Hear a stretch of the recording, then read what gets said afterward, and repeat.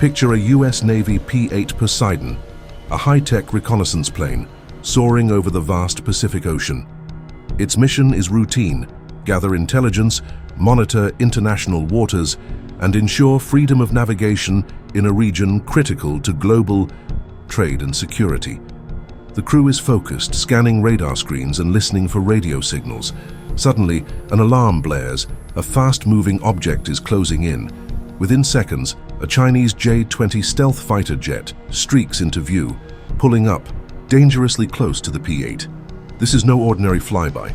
It's a bold move in a high-stakes game between two global powers. The P-8 Poseidon is a cornerstone of US naval operations. Packed with advanced radar, sonar, and communication systems, it excels at tracking submarines, monitoring ships, and intercepting signals. These capabilities make it vital for gathering intelligence on foreign militaries, particularly in the Indo-Pacific, where China's growing presence raises concerns among the US and its allies. Missions like these are about more than data. They're a statement of the US commitment to international laws, guaranteeing freedom of navigation and overflight. Yet these flights often provoke a response. China, claiming nearly the entire South China Sea through its disputed 9-dash line, views US reconnaissance as a challenge to its authority.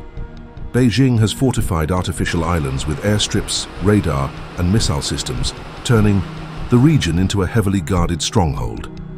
For China, intercepting US planes is both a defensive tactic and a way to flex its military muscle. The J-20, China's cutting-edge fifth-generation fighter, is a symbol of its military modernization. With stealth technology, advanced sensors, and supersonic speed, it's designed to rival the best US aircraft. When a J-20 intercepts a P-8, it's not just a warning. It's a message to the US and regional players like Japan and the Philippines that China is prepared to defend its claims. In this scenario, the J-20 pilot executes a daring maneuver, banking sharply and flying within feet of the P-8's nose. The move, known as a thump, sends turbulence rocking the US plane. Alarms sound, but the P-8 crew remains calm, relying on training to stabilize the aircraft. The Chinese pilot's actions are calculated, meant to intimidate without crossing into outright aggression. For the US crew, it's a reminder of the razor-thin margin for error in these encounters. Such incidents are not new. In 2014, a Chinese J-11 fighter buzzed a US P-8, coming within 20 feet and performing barrel rolls in a provocative display. The US labeled it unsafe and unprofessional, sparking diplomatic tensions. Even more serious was the 2001 collision between a US EP-3 surveillance plane and a Chinese J-8 fighter, which killed the Chinese pilot and forced the US crew to land on Hainan Island. The standoff that followed strained US-China relations for weeks. More recently, in December 2022, a Chinese J-11 flew dangerously close to a US RC-135, forcing the American plane to take evasive action. These encounters highlight the risks of miscalculation. A single mistake, a misjudged turn, or a mechanical failure could lead to a mid-air collision, triggering a crisis with far-reaching consequences. For the US, reconnaissance missions are about more than intelligence. They provide critical insights into China's military capabilities, from troop movements to naval deployments. This data strengthens US defense strategies and reassures allies that America remains a reliable partner in the Indo-Pacific. By flying in international airspace, the P-8 asserts the principle that no nation can unilaterally control the skies or seas. China, however, sees these missions as provocations. Beijing argues that US surveillance near its borders threatens its security and sovereignty. Intercepts by J-20s or other fighters are a way to push back, signaling to the US and its allies that China will not yield in what it considers its backyard. These actions also serve as intelligence-gathering opportunities, allowing China to study US tactics and response times. Aboard the P-8, the crew operates with precision. The pilot maintains course, avoiding any moves that could be seen as aggressive. The mission team records every detail of the J-20's behavior, its speed, maneuvers, and electronic signals, while continuing to scan the ocean for submarines and ships. Data is relayed in real time to US command centers and allied bases, where analysts assess the situation. Meanwhile, a US carrier strike group nearby goes on alert. F-18 fighters are prepped, and an E-2D Hawkeye takes off to monitor the airspace. The message is clear. The US is ready to respond if the situation escalates. Back in Washington and Beijing, officials watch closely, knowing that a single incident could spark a diplomatic firestorm. China's aggressive intercepts are part of a strategy known as gray zone tactics, actions that provoke without triggering open conflict.